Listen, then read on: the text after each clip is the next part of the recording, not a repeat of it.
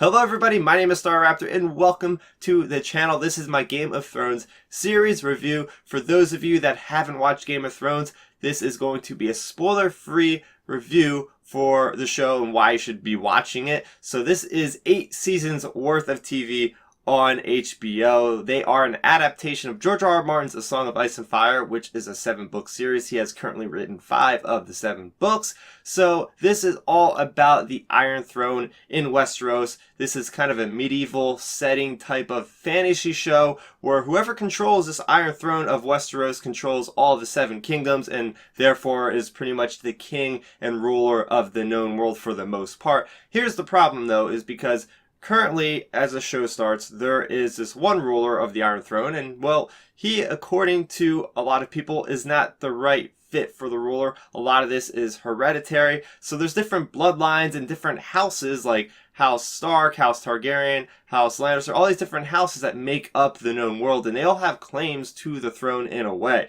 So this is all about the kind of the bloodshed of the land. If the best way I can kind of describe this show is The Lord of the Rings meets Sopranos, because there's lots of epic battles, but there's also lots of backstabbing and lots of characters moving around. So that is pretty much the premise of Game of Thrones in a nutshell. So jumping into reasons why I love this show, first off, are the great characters. So this isn't kind of a black and white-esque story like Lord of the Rings is. You have characters that are skirting the line of more ambiguity. Like, they could be doing something that is for the good of the people at one point, or they could be taking a turn to the dark side and just doing something incredibly terrible. And that's what I love about the show, is that even though it's in a fantasy kind of land, it does lend itself to a lot of realism in the way that the characters behave, in the way that you can actually relate to what their decisions would be and the consequences that follow afterwards.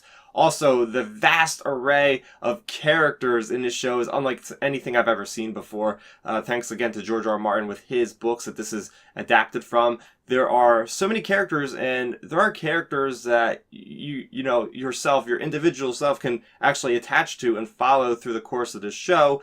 And don't get too attached, though, because there are plenty of deaths in this show, and that's one of the gripping facts of this show, is you're never sure what's gonna happen. There's so many twists and turns, so many things that I didn't see coming, but it's all in due fact to the amazing performance of all the actors involved. There's lots of unknown actors in this show. Kit Harington, Emilia Clarke, you know, all these characters and these actors that I didn't really know about, but coming out of this show, these are going to be household names, and they pretty much just knock it out of the park. Characters I got attached to, I cried, I laughed, I jumped in, you know, joy for certain things that these characters were doing. Talking about the fantasy elements, this is a very unique take on the show, because as the show opens up, it's very much grounded in reality, sprinkled with little bits of fantasy elements, and as the show progresses, we see more and more of these fantasy elements kind of taking the center stage a little bit. I mean, there's dragons, there's giants, there's these little green people running around, there's undead, there's these gigantic wolves called dire wolves, and there's a little bit of magic too that's kind of sprinkled in there. So to see this kind of way of, you know, inputting this not very upfront magic, but stuff in the background, definitely adds to the mystical element, which I really enjoyed. Cinematography in this show is unlike anything I've ever seen. I mean, I could easily, especially like the last couple seasons of the show, I could watch any of these episodes in a theater, especially with the big battle scenes, and feel like this is probably the best thing I've seen as far as compared to even some other movies out there. They've really trailblazed with making things work with the money they have for a smaller budget for TV and making it seem like it's a blockbuster movie. Especially with the dragons, you have these gigantic battles that are even bigger than Helm's Deep or like Minas Tirith in Lord of the Rings. I couldn't believe it, but it actually happens. The amount of extras on the you know, there's not as much CGI. There's, you know, some CGI, but they actually use a lot of practical effects. The stunts, coordination, sword fights. This is something that I've wanted to see, but I didn't think I would actually see it on TV. The locations are incredible. You're all over the place with different environments, from underneath these crypts to all the way north. You have this gigantic wall of ice that separates the known world from the north, which has a whole bunch of dangers on the outside. Then you go all the way down to Dorne, which is very much like desert-esque. You go across the narrow sea, and it's pretty much like a version of Europe for the most part. And it's just the amount of work that the crew put together to go all over the world to film at these different locations, which is very exciting. Like, you can tell this is authentic. It's not just created on a backlot. Most of this is actually on location. The lore is another thing, again, by George R.R. Martin. He created this whole Song of Ice and Fire, and to see how much stories there are to tell, like, this is just like one vertical slice of what the history of Westeros and Essos is. There's hundreds of years documented that they make reference to throughout this entire series. Like, we're going to get spin-offs of this show, of course, which are going to be back in the past. So that's the thing, that it could spin off of so many other elements, and seeing that we have this history really buffs up the importance of a lot of characters in here. The amazing music by Raman Djawalji, and especially with the introduction to every episode.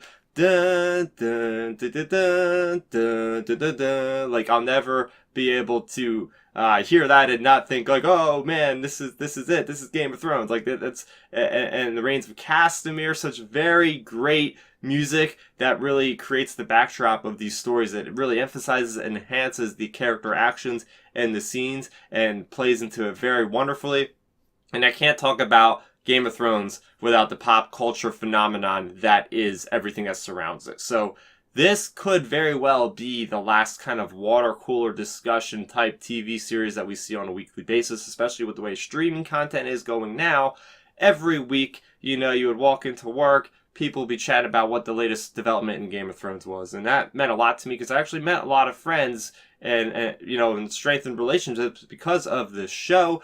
And things like, overall, like the memes that came out of Game of Thrones, just the overall discussion of theories and speculation up until I seen this.